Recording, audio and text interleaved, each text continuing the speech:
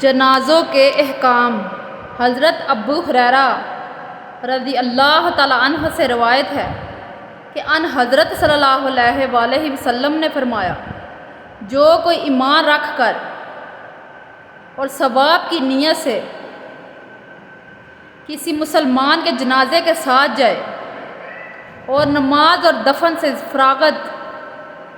ہونے تک اس کے ساتھ رہے تو وہ 2 قرات ثواب لے کر لوٹے گا، اور ہر قرات اتنا بڑا ہوگا کہ جیسے احد کا پہاڑ۔ اور جو شخص جنازے پر نماز پڑھ کر دفن سے پہلے لوٹ آئے تو وہ 1 قرات ثواب لے کر لوٹے گا۔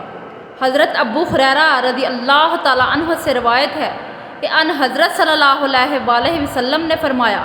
ایک مسلمان کے دوسرے مسلمان پر 5 حق ہیں: سلام کا جواب دینا، بیمار ہو تو اس کو جا کر پوچھنا،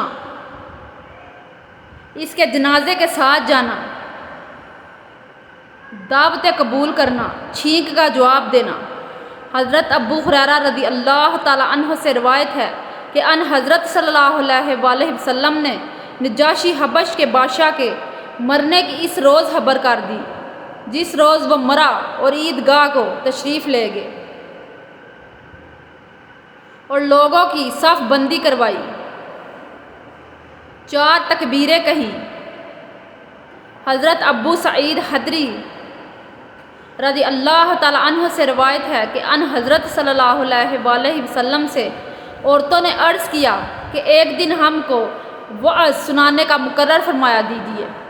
آپ نے مقرر کر دیا، ان کو وعظ سنایا تو فرمایا، جس عورت کے 3 بچے مر جائیں وہ قیامت کے دن دوزخ سے اس کے آگے آڑ ہوں گے۔ ایک عورت ام سلیم نے عرض کیا کہ اگر 2 مر جائیں تو آپ صلی اللہ علیہ وآلہ وسلم نے فرمایا 2 بھی۔ حضرت ابو ہریرہ رضی اللہ تعالیٰ عنہ سے روایت ہے کہ آپ صلی اللہ علیہ وآلہ وسلم نے فرمایا، جس مسلمان کے 3 بچے مر جائیں وہ صرف قسم اتارنے کے لیے دوزخ میں جائے گا۔ حضرت عامر بن ربیعہ رضی اللہ تعالیٰ عنہ سے روایت ہے کہ ان حضرت صلی اللہ علیہ وآلہ وسلم نے فرمایا، جب تم میں کوئی جنازہ دیکھے تو اگر اس کے ساتھ چلنے والا نہ ہو تو کھڑا ہی ہو جائے، یہاں تک کہ وہ جنازے کو پیچھے چھوڑے یا جنازہ آگے بڑھ جائے یا زمین پر رکھا جائے۔ آگے بڑھ جانے سے پہلے حضرت جابر بن عبداللہ رضی اللہ تعالیٰ عنہ سے روایت ہے، انہوں نے کہا،